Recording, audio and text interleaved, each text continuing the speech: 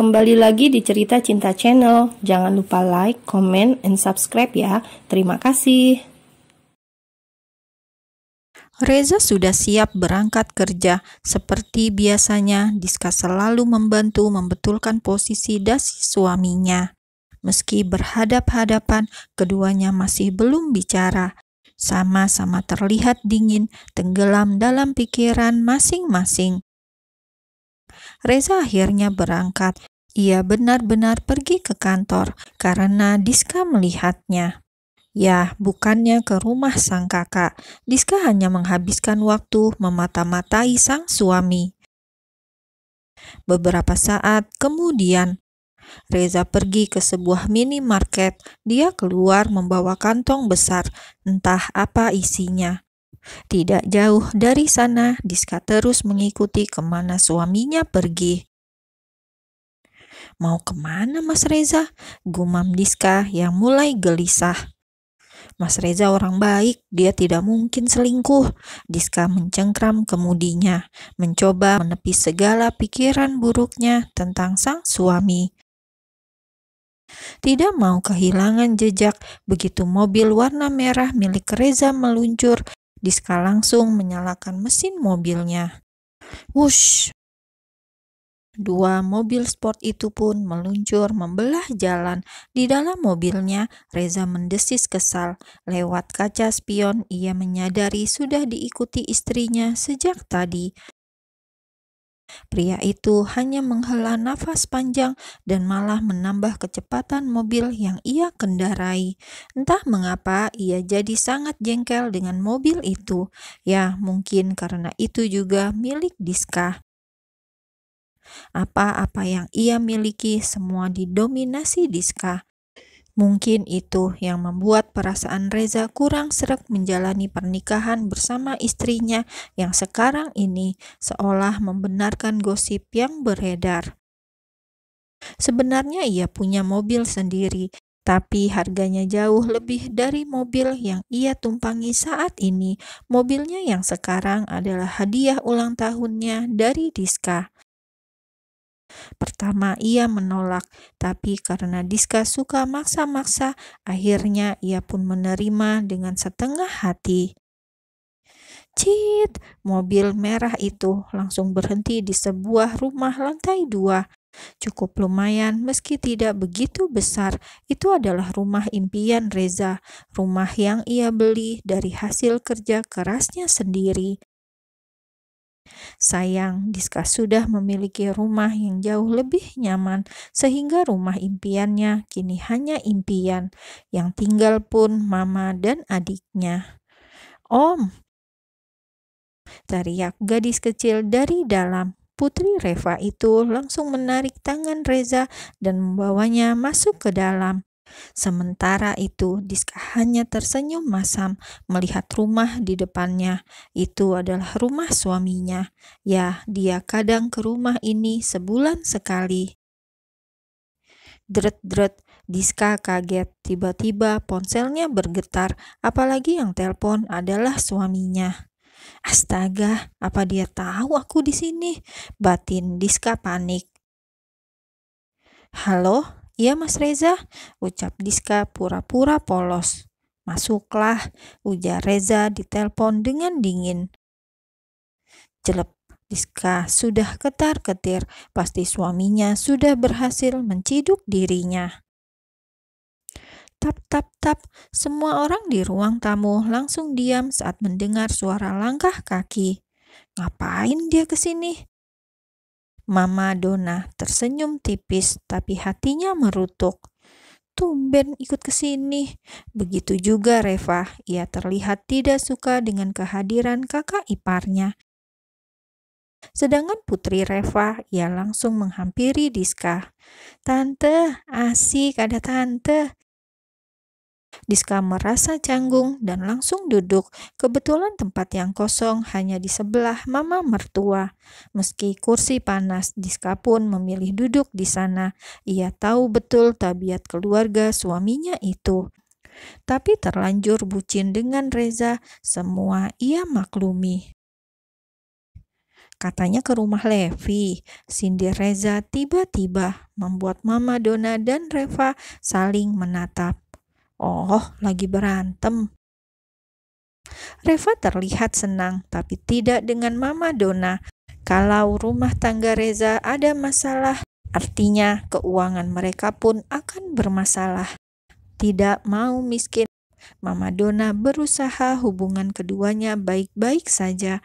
Lumayan ada ATM berjalan. Sayang, tadi Mama masak kesukaan kamu. Kebetulan kamu kesini. Makan ya? Diska menggeleng. Masih kenyang, Mah. Dasar Mama penjilat. Reva mengumpat kesal dalam hati melihat manisnya sikap sang mama pada menantu berduit tersebut. Beberapa saat kemudian, Reva pergi bersama putrinya untuk les biola dan Mama Donna sedang di dapur. Ia menyiapkan sesuatu untuk menantu berduitnya itu. Di salah satu kamar di rumah itu, terlihat Diska duduk sambil merasa tidak enak ketika Reza menatapnya tajam. Kamu ngikutin aku kan? Diska kebingungan. Aku mulai gak nyaman dengan keadaan ini. Diska mulai mendongak, takut suaminya itu berkata sesuatu yang tidak mau ia dengar. Itu karena Mas Reza aneh, sela Diska. Reza menghela nafas. Sepertinya ini salah dan aku yang salah. Harusnya ini tidak terjadi. Diska menggeleng keras seolah paham maksud dan tujuan ucapan suaminya itu. Enggak, ini baru awal pernikahan Diska, tapi sudah membuatku tercekik. Diska sudah mau menangis. Diska bukannya tidak tahu selentingan yang kerap membuat suaminya tidak nyaman dengan pernikahan mereka. Hanya saja ia memilih cuek, tapi tidak dengan suaminya. Status sosial yang jauh berbeda sepertinya menjadi tekanan berbeda pula bagi suaminya tersebut. Keduanya terlibat pertengkaran kecil di dalam sana. Hampir sejam mereka tidak keluar. Mama Donna sampai ketar-ketir. Keluar-keluar, mata Diska sudah sembab, membuat Mama Donna panik. Takut ATM berjalan mereka lenyap. Dis, Mama kemarin bikin kue, cobain ya. Ini Mama dapat resep di internet. Lagi hits ini Dis. Mama sama Reva mau coba buka usaha bakery lagi, ucap Mama Donna. Dia seakan gak peduli meskipun mata Diska terlihat sedikit sembab. Jelas-jelas wanita paruh baya itu paham Diska habis ribut dengan putranya. Seolah tidak peduli dan itu bukan masalah penting.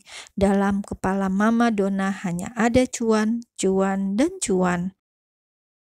Diska memaksa tersenyum meskipun hatinya tertekan. Dengan wajah pura-pura ia mencoba kue buatan sang mama mertua.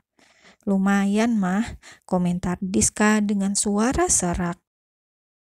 Lumayan, ini sih enak banget bagi lidah Mama, pasti omsetnya besar, jatus Mama Donna.